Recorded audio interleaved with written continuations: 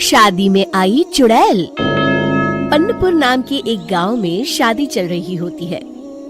वाह, मजा आ गया फूफा जी। शादी में क्या खाना बना है, बाराती तो उंगलियां चाटते रह जाएंगे।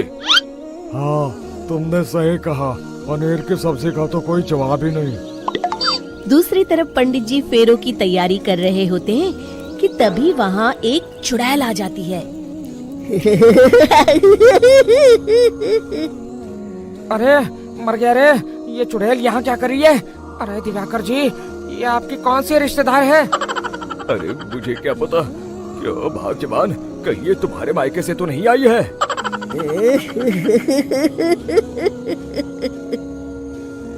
तुम लोगों की इस गांव में बारात लाने की हिम्मत कैसे हुई?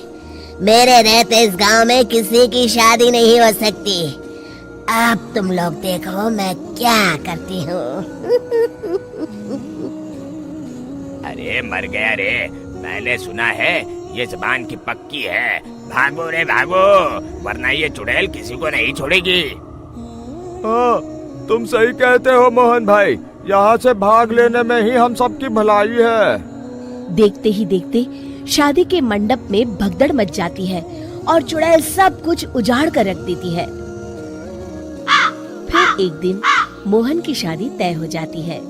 अरे भाई, अगले हफ्ते मेरी शादी तय हो गई है, लेकिन इस चुड़ैल की दहशत के मारे तो मेरे हाथ पैर कांप रहे हैं। अरे मोहन, तुम्हारा दिमाग तो खराब नहीं हो गया? तुम अपने साथ साथ हम सब गांव वालों को भी बलि का बकरा बनाना चाहते हो?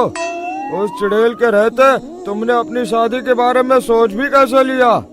देखो गोपाल, डर तो मुझे भी लग रहा है, लेकिन उस चुड़ैल के डर से मैं जिंदगी भर कुंवारा तो नहीं रह सकता। तभी वहाँ मोहन के होने वाले ससुर आ जाते हैं। अरे ससुर जी आप? देखो, अब तक मैं तुम्हारा ससुर बना नहीं हूँ और शायद बनूंगा भी नहीं। ये आप क्या कह रहे हैं? मैंने तो शादी का कोड भी सिलवा लिया है। मैं अपनी बेटी की शादी किसी अच्छे गांव में कराना चाहता हूँ। तुम्हारा गांव तो भूतिया गांव है। मैं तो क्या, अब तो कोई भी अपनी लड़की इस गांव वालों को नहीं देगा। इस तरह चुड़ैल के डर से उस गांव में किसी की भी शादी नहीं हो पाती। फिर एक दिन गांव के जमींदार अपनी बेटी की शादी करने का विचार करते हैं, लेकिन चुड़ैल के डर से उनकी भी हिम्मत जवाब दे देती है। अगर मेरी बेटी की शादी तय समय से नहीं हुई तो मेरी नाक कट जाएगी। मुझे कुछ करना ही होगा।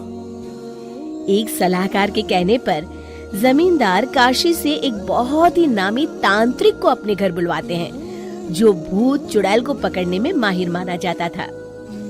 जमींदार साहब, आप चिंता मत करिए। इस गांव की सीमा में प्रवेश करते ही मुझे उस चुड़ैल के बारे में सब पता चल गया था। आप उसे जल्दी से जल्दी कैद कर लीजिए ताकि मैं अपनी बेटी की शादी कर सकूं। जब वो चुड़ैल एक इंसान थी, तब ठीक उसकी शादी करने वाले दिन ही उसकी और उसके होने वाले पति की एक दुर्घटना में मौत हो गई थी। उसका होने वाला पति आज भी भूत बनकर जंगल में भटकता है। इसलिए जब तक चुड़ैल की शादी नहीं हो जाएगी, वो किसी और की भी शादी नहीं होने देगी। ये आप क्या कह रहे हैं? अगर वो भूत भी हमारे गांव में आ गया, तब हमारा क्या होगा? ये आदमी बीच में बहुत बोलता है, इसे बाहर निकालो।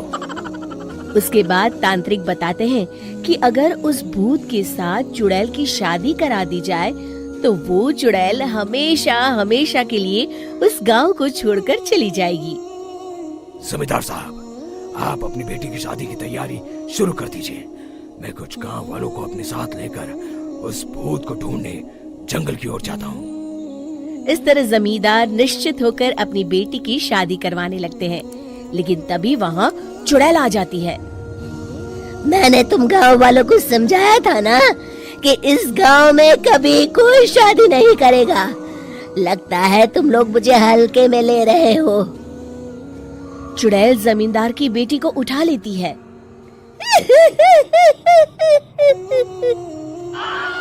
अब देखती हूँ बिना दुल्हन के तुम लोग शादी कैसे करोगे।